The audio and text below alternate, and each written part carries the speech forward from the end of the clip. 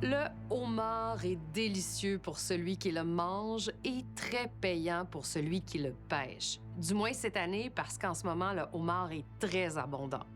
Il y a ceux qui suivent les règles de la pêche, mais il y a ceux qui s'en mettent plein les poches sans trop se préoccuper de ce qui va arriver de l'avenir du homard.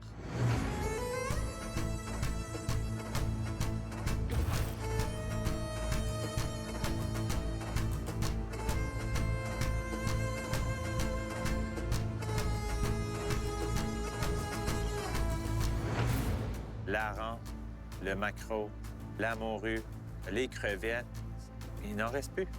Partout où il y a eu du homard qui a été pêché hors saison, il y a eu un déclin dans le homard.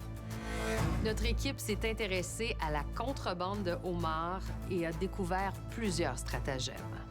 So we're not supposed to be selling that food fish. If it's no calf trail, nobody gives a shit. Well, who cares? On a tendance à l'oublier, c'est une ressource publique, ça. Elle appartient à tous les Canadiens. Mes collègues Maude Montembeault et Daphné Acker se sont installés sur les quais du Nouveau-Brunswick pour mener cette incursion sur le marché noir du homard. Bienvenue à Enquête.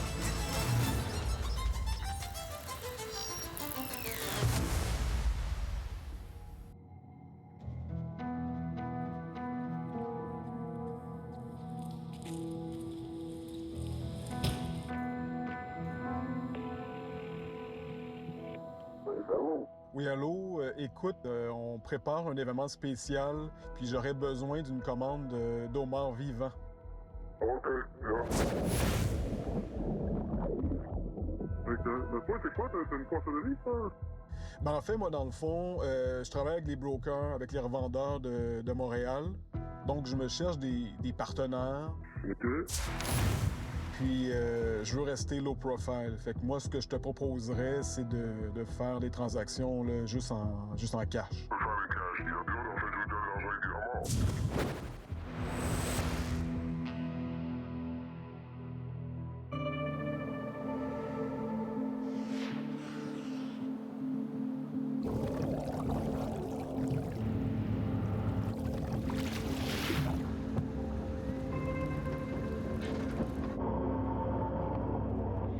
C'est un mort, on peut le garder. Là, c'est des places de pêcheurs, c'est des communautés de pêcheurs. Tu t'en reviens à la pêche, c'est ça, là. Ben, c'est sûr, ça fait rouler l'économie. Hein? Plus que d'homards, plus que de l'argent sur le terrain.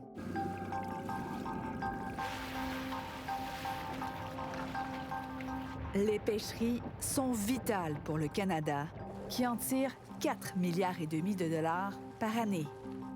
À elle seule, la pêche au homard dépasse 2 milliards de dollars. Elle est la plus lucrative du pays.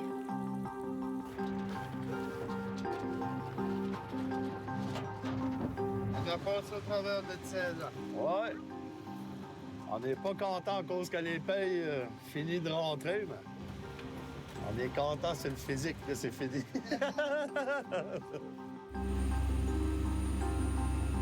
Cette année, ben, c'est mon année record. Il y a eu des pêches de 3-4 000 livres. Là, par jour, là, par bateau. Ces quantités sont exceptionnelles. Nos pêcheurs de homards gagnent très bien leur vie. On a des quais dans la péninsule acadienne cette année où est-ce que les moyennes par bateau étaient presque 100 000 livres. Là. Une saison, ça dure 2 mois. 100 000 livres, OK, payés à 7 la livre ou 8 la livre.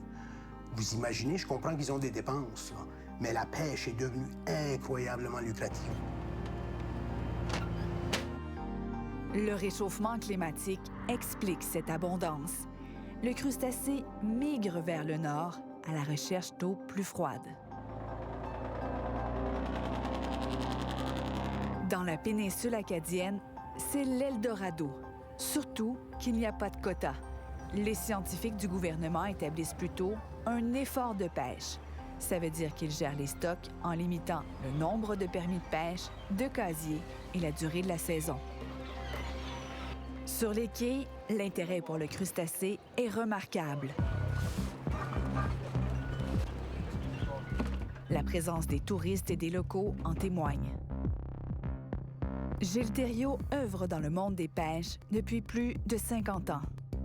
C'est les gens locaux là, de la communauté. Ils vont s'acheter du homard pour un repas, puis ils payent en cash. C'est une pratique bien connue et acceptée, et d'après moi, tolérable. Notre équipe a visité plusieurs quais des Maritimes et constaté que des transactions se font en argent comptant. Ben là, tu sais, t'as du comme 1,5 litre, 1,5 litre, 3/4. OK. Ça, c'est du 2 litres en montée, tu vas avoir des gros jours. 80, ouais. On parle pas d'un touriste, on parle pas d'un acheteur local. Le problème est d'un tout autre ordre. On parle de quantités massives de homards qui sont mal rapportés, qui sont sous-rapportés ou dans certains cas qui sont pas rapportés du tout. À peine les homardiers accostés, des acteurs clés entrent en scène. Des acheteurs professionnels qui participent à la pesée des prises avant de payer le pêcheur et expédier les cargaisons vers un vivier ou une usine de transformation.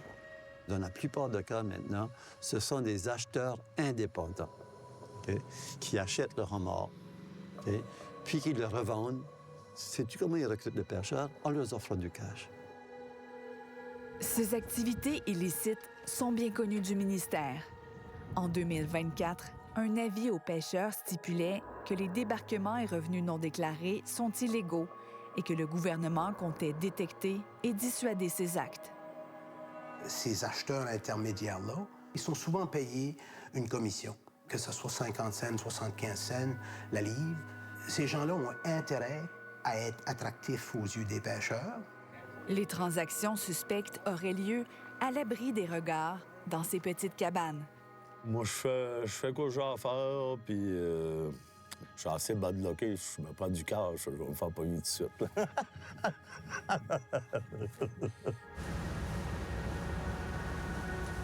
Ça, ben, c'est le journal électronique de Jobel. C'est le ministère de Pêche Océan qui a mis ça en loi cette année. Depuis peu, il existe un journal de bord électronique. Son but, mieux surveiller la pêche en temps réel. On va mettre 1200 livres. Ben, c'est sûr que le journal électronique, d'après moi, c'est pour essayer de contrôler le marché noir dans le homard. Ça ne changera absolument rien. On va juste... Tout ce que ça ferait, c'est qu'on continuerait d'avoir des données qui sont fausses, incomplètes, beaucoup plus rapidement. Je pense pas que ça a changé grand-chose, en tout cas pour ce qui est du problème du cash. Prenez l'exemple d'un pêcheur qui va pêcher dans une valeur de 300 000 $. Lui déclare pour 200 000 $. Il y a 100 000 $ de revenus non déclarés. Ça, c'est payant. Mais il y a certainement beaucoup de gens qui pensent que probablement la pêche est utilisée comme un mécanisme pour blanchir de l'argent. Pour infiltrer le marché noir du homard, nous avons eu recours à un complice. Tommy, un faux acheteur de fruits de mer, prétend vouloir de grandes quantités de homards, payables en argent comptant, sans laisser de traces nulle part.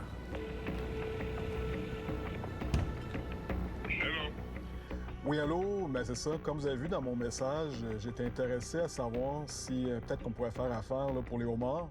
Qui veut ça? Qu'est-ce qu'ils font avec? Là? Ben, nous, on appelle ça les clients high profile. Là. Donc, ils sont prêts à très bien payer là, pour les avoir. Là. Faut que ça paye, tu sais. Faut qu'on peut se faire de l'argent. Ah, t'inquiète, on va faire un bon deal.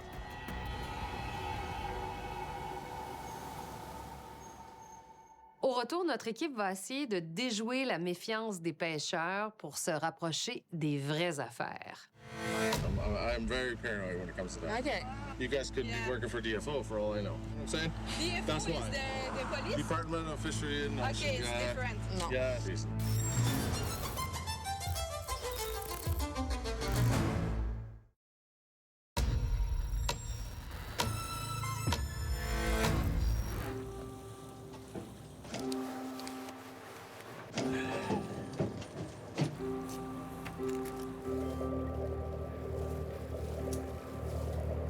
Ben, je vois à la fin de ma ligne, à la fin de mes bouées, puis je pêche tout en montant la baie. Bien avant l'aurore, le homardier Barons Bay avance dans la baie des Chaleurs. Veux-tu voir les œufs? C'est les différents blindettes? Oui, oui. Ceux-là, il faut qu'on les remet à l'eau.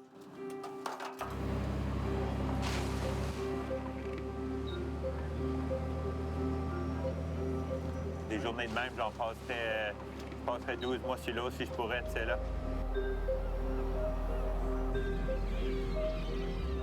Au quai de Stonehaven, comme ailleurs au pays, des Autochtones et des Allochtones pratiquent la pêche au homard. On est un total de 21 bateaux ici.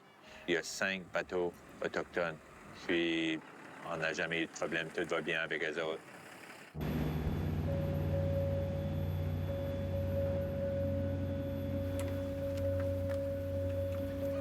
OK, c'est bon, pêchez. Je suis un pêcheur autochtone. Je viens de Papineau First Nation. C'est ça, on est Première Nation. Ouais, on est des Micmacs, puis il faut engager le monde de la communauté, donner de l'emploi. Puis la fête des mères, puis la fête des pires, puis à Birds Day, on donne tout le temps. Tous les pêcheurs donnent 80 livres de mort.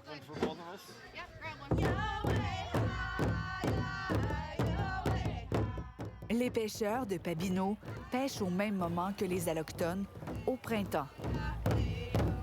On a 2 mois. On a 2 mois pareil comme les autres. Puis c'est des licences commerciales qu'on a.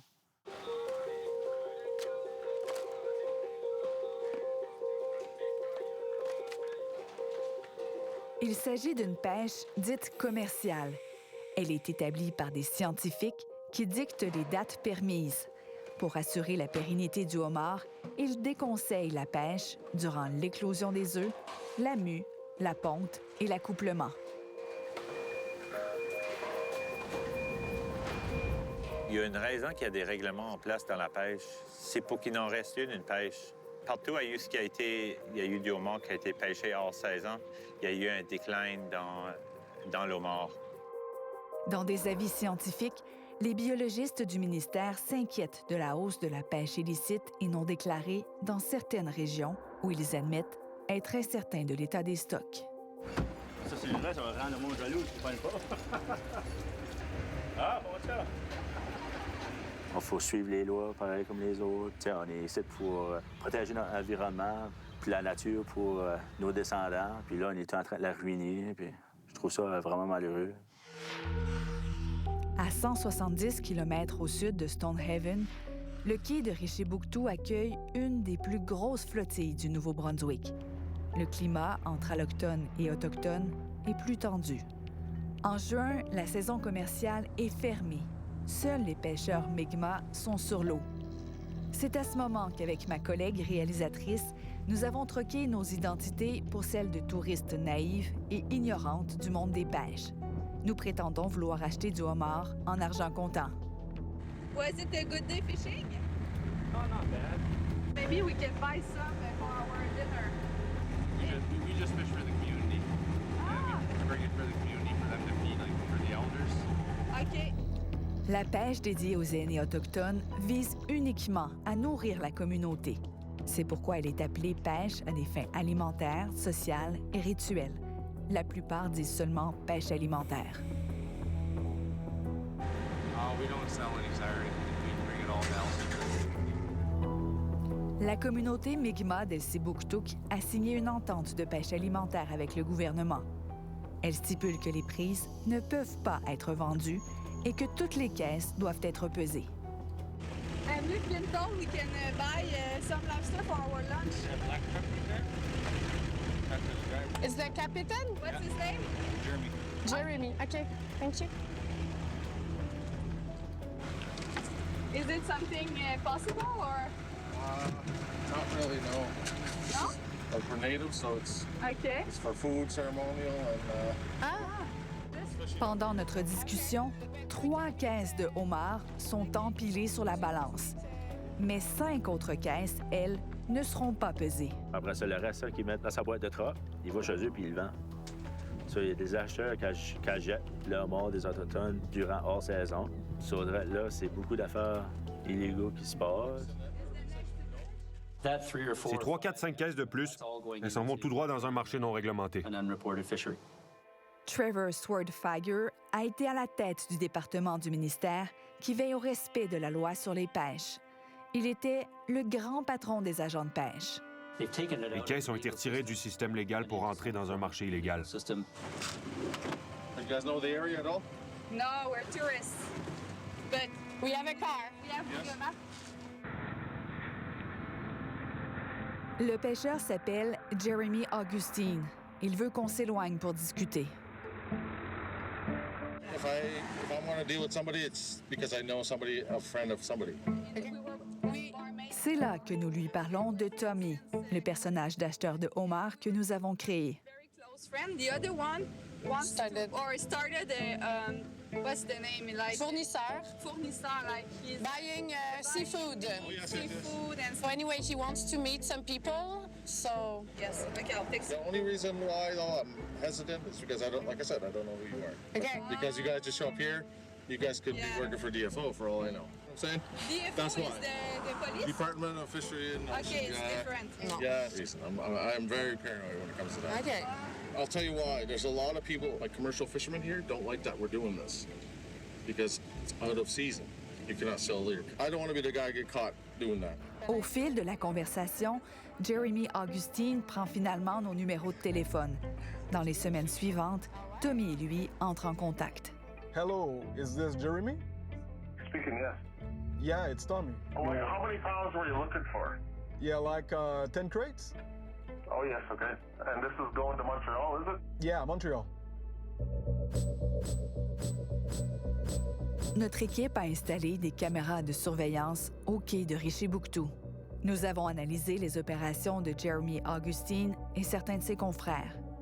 Notre surveillance s'est déroulée au cours des 4 dernières semaines de la saison de pêche alimentaire, durant laquelle la vente est interdite. Nous avons exposé ces observations à Jonathan Boudreau, lui-même autochtone. Oui. Des bateaux sortaient au moins 6 caisses comme ça par jour. Wow. Déjà, tu réagis? Ah oui, c'est pas une pêche traditionnelle, c'est prendre avantage. Comme je te dis, la pêche traditionnelle autochtone, puis c'est pour aider à nourrir la famille. C'est pas pour vendre. Je trouve ça vraiment grave. Voici une séquence qui illustre comment ça se passe. À l'arrivée du bateau, l'équipage sort les caisses. Signe qu'elles sont garnies, les pêcheurs s'y prennent à 2 pour les transporter. Ici, on compte un total de 10 caisses aux glacières. Ça ne me surprend pas que ça arrive. Faut pas penser que toutes les communautés autochtones font ça. C'est bien connu dans le cas de la région de Richibouctou qu'il y a un problème. Okay? Et que le homard qui est pêché, supposément pour des fins alimentaires, n'est pas tout comptabilisé, c'est problématique. Sur cette séquence vidéo, Jeremy Augustine et son équipage transbordent au moins 7 caisses. Elles pèsent en moyenne 100 livres chacune. Dans les jours suivants, on en compte autant. On peut donc estimer des centaines de livres de homards. Ça me semble être énormément de homards soi-disant mangés par une seule communauté. On se demande où vont-ils vraiment. Nous voulons que Tommy suive la trace des autres caisses. Jeremy Augustine et lui se sont donné rendez-vous. So, I'd like to meet you to talk about long-term business. Yeah, that's okay. Tomorrow we'll meet each other. Okay, perfect. Au retour, notre faux acheteur de homards, Tommy, se fait donner de bien drôles de conseils pour contourner la loi. T'as besoin d'un allié avec une carte, là, de se faire à la toilette, puis là, tu fais apprendre avec ça, là, qu'il y a la toilette, puis là.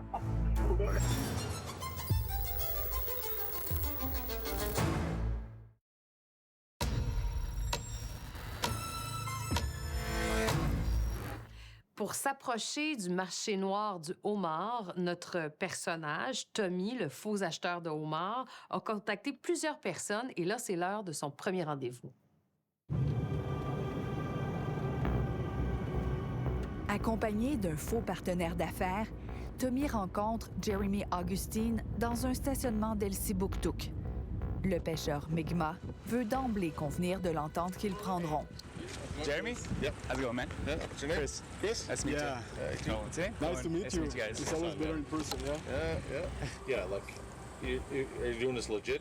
Like, that's the point. We want to lower the price, so we want to maybe do it cash. Okay. Jeremy Augustine suggère la façon de procéder. Le meilleur moment, selon lui, est à l'extérieur de la saison commerciale. We'll make it work, but you know the dates. June 1st, July 7th, that's the best time. You can stock up or buy as much as you can down. Off-season where we need to go. Here. Somewhere here in reserve. I drive around in circles to make sure nobody's following me. Yeah, You know what I mean? Like, so, you know, you're going to save money, but I'm not going to say your price now. Definitely going to beat the market. I'll just say that. Yeah. Nous résumons ses propos à un ex-sous-ministre adjoint des Pêches et des Océans. He mentioned that we would be sure, I quote, to beat the market price. So that's just flat out. Ça, c'est carrément illégal. I mean, there's no Il n'y a pas de doute là-dessus. to that. Nous avons dévoilé notre réelle identité à Jeremy Augustine et sollicité son point de vue. So I'm asking you if you would be willing to discuss the situation.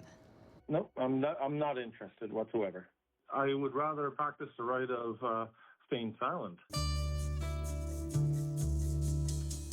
Plusieurs pêcheurs Mi'kmaq s'inspirent du combat historique d'un des leurs. Donald Marshall Jr. était convaincu qu'il avait le droit de pêcher et de vendre des anguilles sans permis. Il a été arrêté pour cela, mais le 17 septembre 1999, la Cour suprême du Canada lui a donné raison. Instead of hanging around every 2 weeks collecting welfare, and we're trying to self-employ ourselves and teaching our younger kids how to survive in the future and everything. L'arrêt Marshall, au fond, ça dit que ces communautés-là ont un droit issu des traités de pêcher et aussi de vendre les poissons qu'ils attrapent en dehors des saisons commerciales normales pour atteindre une subsistance convenable. C'est pas un droit commercial sans limite.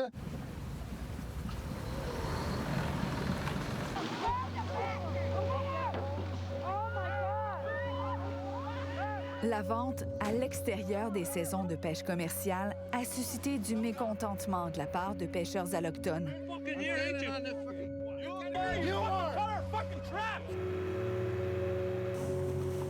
De vives tensions en découlent encore aujourd'hui. La carrière de maître Zachary Davis est principalement dédiée à la défense des droits de pêche des Mi'kmaq. Qu'est-ce qui a le plus de poids entre la conservation de la ressource ou les droits autochtones? Une des raisons pour limiter l'exercice du droit, c'est la conservation de la ressource. Des Autochtones ont interprété le jugement Marshall comme une permission de chasser ou de pêcher où ils veulent, quand ils veulent. La Cour suprême a clarifié son jugement. Les limites de prise s'appliquent à eux, en autant dit la Cour que ce soit justifié par des raisons de conservation. Bonjour, est-ce qu'il y a quelqu'un qui parle français? Lors de notre première rencontre, le pêcheur Jeremy Augustine a évoqué la question des droits issus de traités et de l'entente de pêche alimentaire qui interdit la vente hors saison. So, yes, we have a right, but our chief and counsel, we have the biggest reserve in New Brunswick. And unfortunately, they made deals with the DFO. They got paid off. Basically, got a bunch of money for this deal. Que se passe-t-il si un individu ne respecte pas cette entente? Est-il possible de faire valoir ses droits issus de traités? Ça serait difficile parce que les droits n'appartiennent pas à l'individu. Les droits appartiennent aux communautés. Puisque ces droits sont communautaires, nous avons tenté d'obtenir une entrevue avec le chef d'Elsipogtog, la communauté de Jeremy Augustine. Was there a reason why he didn't want to comment? I can't comment on why he doesn't want to comment. OK. Comment tu réagis quand tu vois qu'un autre Mi'kmaq fait ça? Ça m'arrache. En toute honnêteté, ça m'arrache. C'est nos droits de pêcher. Ben, ça, c'est plus que nos droits. Ça, c'est prendre l'avantage. Ça manque de respect envers Dame Nature. C'est juste une affaire de greed puis d'argent. Qu'est-ce que tu penses que les autorités devraient faire à ce sujet-là? Ben, moi, je pense que les autorités devraient plus cracker down là-dessus. Puis... Sur ses réseaux sociaux, le ministère des Pêches et des Océans montre les démarches de ses agents sur le terrain. Avertissements, contraventions, arrestations, perquisitions.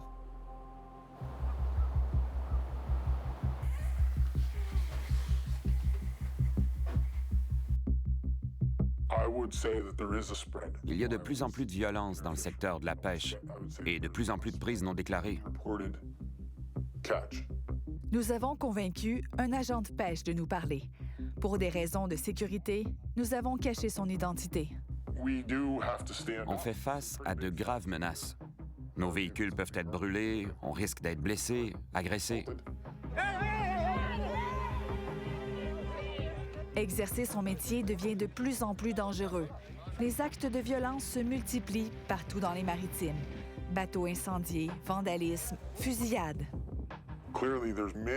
C'est clair qu'il y a beaucoup d'individus impliqués dans la pêche illégale. On sait qu'ils sont armés. Les acteurs de ce marché noir opèrent partout en Atlantique et au Québec. C'est du crime organisé à grande échelle. Nos homards sont souvent transportés par camion jusqu'à Toronto. Après ça, ils sont expédiés par avion et vendus à l'étranger. C'est une exploitation non déclarée des ressources. C'est ça le vrai crime. Les activités illicites se font à grande et petite échelle par des membres du crime organisé ou de simples opportunistes. Nous avons repéré des activités douteuses sur la page Facebook d'un dénommé Marc Gosselin. L'homme, qui n'est pas autochtone, semble transformer du homard pêché en dehors de la saison commerciale. Notre complice Tommy l'a contacté. Oui, allô, c'est Marc? Oui, je cherche encore des remards, là. On peut faire une cage d'IA, t'as bien de faire des fois, mais on est ça chez la réserve, puis quand on floderait ton truck là. Il conseille à Tommy une stratégie alternative. Il y a une autre manière aussi. Trouve-toi un Indien, ben, s'il est à côté de toi, ben viens. Ah oui? Tu peux aller à l'orignal, tu sais, tu peux aller au fléton, tu peux aller au remords. Ben, faut que tu aies cette personne-là avec toi. Okay. Pour prendre la responsabilité de ce qu'il y a dans ton camion. Okay. Bon, par exemple, laisse-le prendre à la toilette, puis là, tu fais prendre avec ça lorsqu'il y a la toilette, puis là. Faut qu'il aille à la toilette avec lui, là. En tout cas, j'aimerais vraiment ça qu'on puisse se rencontrer, toi puis moi. Yeah, I'll work with you, no problem. Like, you sound like fun. Au retour, des pêcheurs non autochtones qui détournent les droits des Premières Nations à leur profit. He's bringing it here and he's cooking it. After that, how can they tell what the hell it is? It's been cooked. Yeah.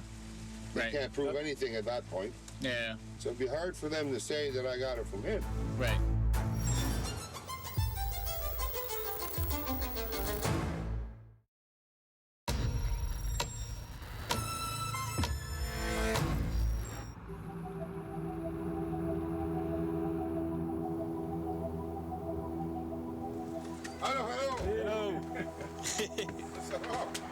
Ça va bien? En forme? How you doing? Good, you? Ça fait plaisir. Vous voulez du homard? On veut du homard? Oui. C'est le fun? Ah oui, on va voir ça. Dès leur arrivée, l'entrepreneur Marc Gosselin offre à Tommy et à son acolyte de goûter du homard. Oh yeah! Oh, ils sont gros. Shit! Ouais, ça c'est plus gros. Bien deux? Ah oui. Essaye. Ouais, essaye ça. C'est bon, là. Un autre homme arrive. Nice to meet you, Chris. Nice to meet you. Ethan, nice to meet you. Yeah. Il s'agit d'un partenaire d'affaires autochtone. Ça va bien? Ah non, t'as pas fait de pantoute. I think I've had somewhere over 1,000 pounds here or more the last 3 days. Fuck. Shit. Yeah. All the lobster from Rishi-Buktu or all from him? Yeah. Crazy bastard. Marc Gosselin explique que les homards fournis par son partenaire autochtone ont été pêchés en dehors de la saison commerciale. He's food fishing and that. We're just using fresh ice. Yeah. Right? Okay, that's tough for you. So we're not supposed to be selling that food. If it's no calf trail, nobody gives a shit. Well, who cares? Ce problème-là est plus qu'un problème d'Automne. Beaucoup de Blancs participent aussi. C'est un problème de contrebande.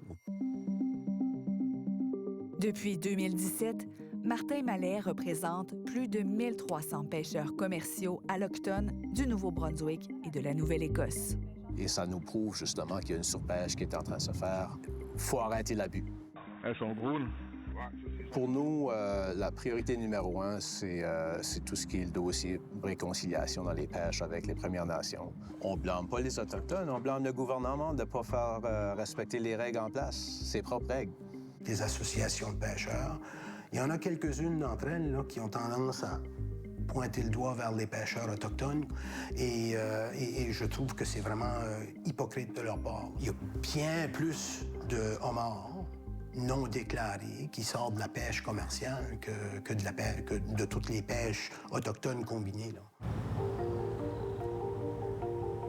Ces prises de homards représentent d'immenses quantités dans la pêche commerciale. Entre 10 à 30 % des débarquements de homards seraient non déclarés, selon une note interne du ministère. Cela peut équivaloir jusqu'à 681 millions de dollars par année. S'il y a 30 % de plus de homards qui n'est pas déclaré, c'est énorme. C'est absolument énorme. Je l'ai décrit comme un problème systémique dans l'industrie. Le problème est partout, que ce soit au Québec, que ce soit à Terre-Neuve, ailleurs dans les maritimes. N'est-il pas important que 30 % de ces prises-là soient déclarées? Oui, absolument. Il est important que l'ensemble des captures soient déclarées pour les gestionnaires de la ressource. C'est quand même d'un point de vue scientifique, la gestion de la ressource, c'est fondamental pour assurer l'avenir. Les associations de pêcheurs, ils n'osent pas se prononcer sur le plus gros problème, qui est celui des pêches non autochtones, de la pêche au homard non déclarée, parce que ce sont les membres qui font ça. Quand on vous dit que la priorité devrait être de vous attaquer d'abord à vos membres, qu'est-ce que vous répondez? On demande simplement au gouvernement de faire respecter les règles déjà en place. Autochtones ou non autochtones, on suit les mêmes règles.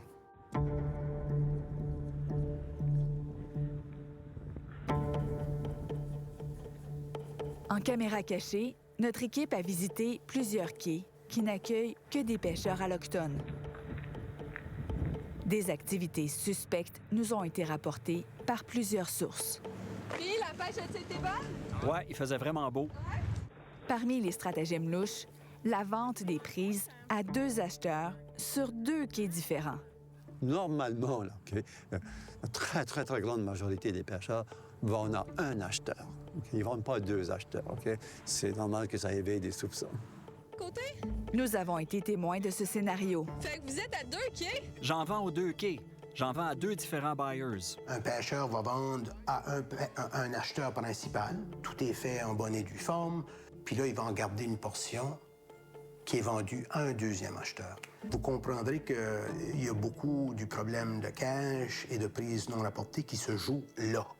Alors, lorsque tu n'as pas de preuves, il faut faire attention. C'est ça le problème. Dans certaines zones de pêche, le ministère permet les débarquements à 2 quais. Pour démontrer une activité illégale, il faut consulter les conditions du permis de pêche, les journaux de bord et les déclarations de revenus. Ces documents ne sont pas publics. Pour prouver que cette personne a enfreint la loi, il faut ces documents-là. Mais il est difficile d'y avoir accès si on ne fait pas partie des forces de l'ordre. De retour chez Marc Gosselin, la mission de Tommy se poursuit. Il est entraîné dans le sous-sol qui a toutes les allures d'une cuisine commerciale. Ah, la fameuse cuisine! Wow. La fameuse cuisine!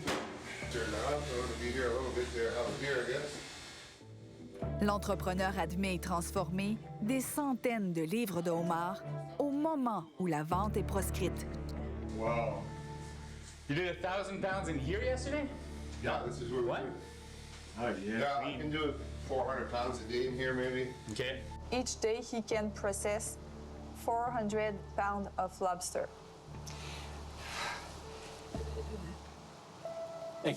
Ça se voit sur mon visage. Ma première réaction, c'est... Je suis vraiment choqué. Ça fait aucun doute. cette situation est illégale.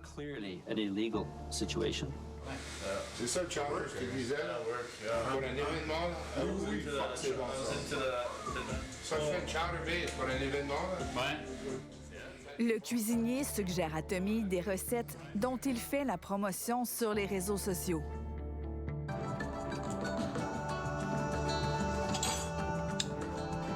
Marc Gosselin tente de convaincre Tommy d'acheter du homard en pot. Il le rassure.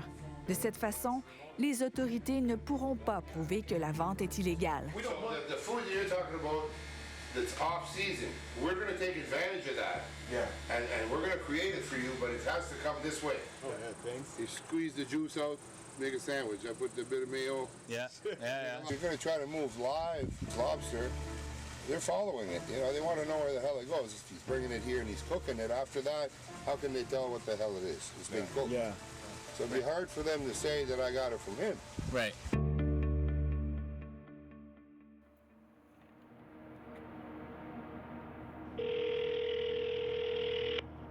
Hello. Oui, bonjour. Est-ce que je parle avec Marc Gosselin? C'est possible. Je vous appelle au sujet d'une rencontre que vous avez eue avec un dénommé Tommy.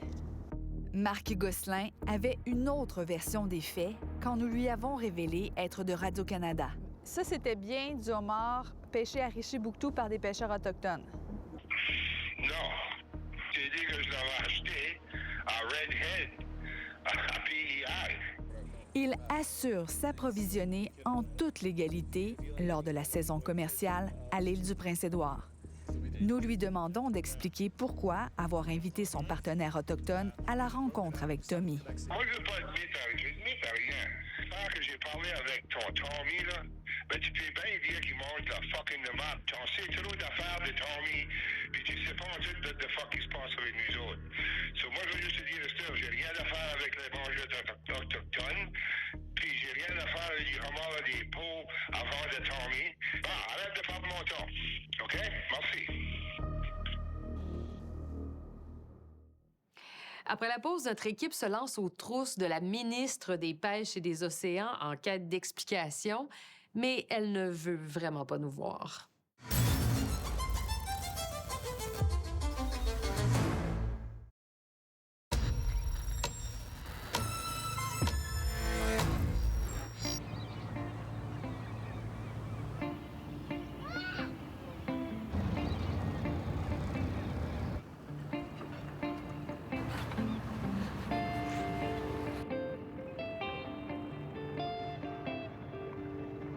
Où est-ce qu'on va pêcher? Puis après ça, on va le mettre dans nos trappes de quoi? Trappes de homard. On dit à lui des trappes de quoi? Des trappes de homard. J'ai 2 jeunes enfants. J'aimerais bien ça qu'il restera encore 2 homards pour qu'eux autres puissent faire le même métier que j'ai fait. Il y a 2 espèces qui restent. Il y a le crabe puis le homard.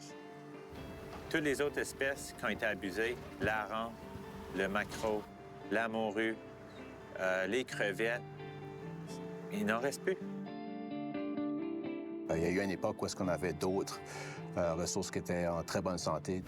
La pêche au homard aujourd'hui, quoi qu'elle soit lucrative, c'est quand même le dernier bastion qui nous reste pour la pêche côtière.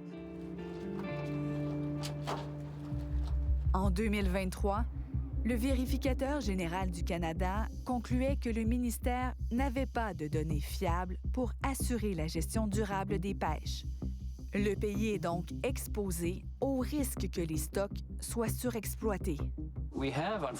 Malheureusement, au Canada, on a déjà vu d'autres espèces décroître rapidement. Si on permet une pêche plus intense que ce que les populations de homards peuvent soutenir, on peut s'attendre à une forte baisse. À plusieurs reprises ces dernières années, les libéraux fédéraux se sont engagés à mettre fin à la pêche illicite. Mais que fait la ministre Joanne Thompson pour s'attaquer au problème qui prend de l'ampleur? Elle était au Nouveau-Brunswick au même moment que notre équipe. Après un refus d'entrevue, nous nous sommes présentés à l'endroit où elle était attendue, notamment par des associations de pêcheurs dont fait partie Martin Mallet. La ministre a annulé la rencontre avec l'UPM.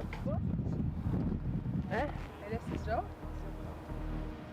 Informée de notre présence sur place, l'équipe de la ministre Thompson a demandé à Martin Mallet de nous faire quitter les lieux au risque d'annuler la rencontre.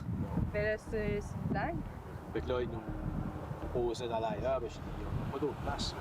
À la suite de cet épisode, nous avons de nouveau proposé une entrevue à la ministre qui a encore une fois refusé. J'ai zéro confiance dans le ministre des Pêches. Comment est-ce que tu veux un ministre de Pêche qui va faire sa job comme il faut quand c'est un différent ministre à toutes les années?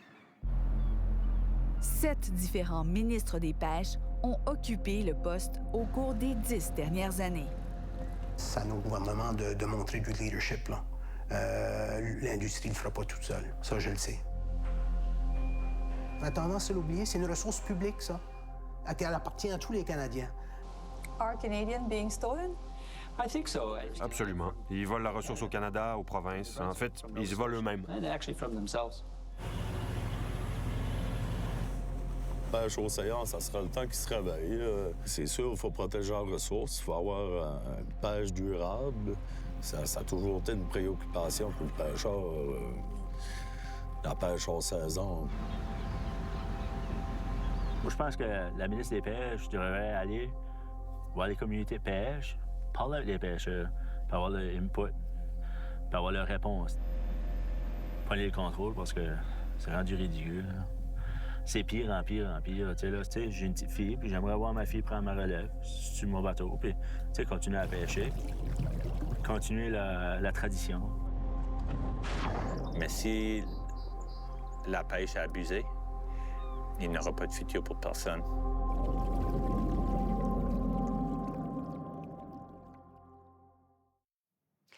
La semaine prochaine, on vous parle d'une affaire vraiment mystérieuse, la disparition de Liam Thoman, un jeune Torontois qui, en février dernier, est porté disparu au Mont-Tremblant. Sur cette tour, il y a une caméra. Et c'est ici qu'on perd Liam de vue, qu'on le voit pour la dernière fois. We have to be strong for each other. It's days, it's months, and still no answers. Au nom de toute l'équipe, merci beaucoup d'avoir été là. Je vous donne rendez-vous la semaine prochaine pour une autre enquête.